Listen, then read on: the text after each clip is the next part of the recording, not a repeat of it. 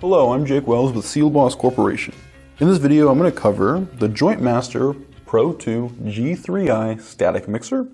This static mixer goes on the end of your applicator.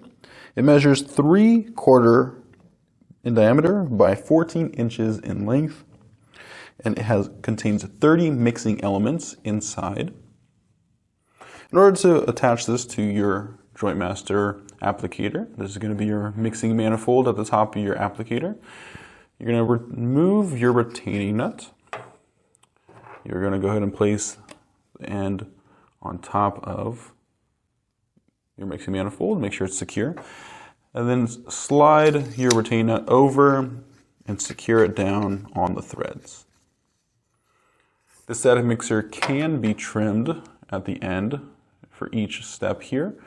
Depending on the joint size that you are filling, you can go ahead and adjust the dispensing size of your static mixer.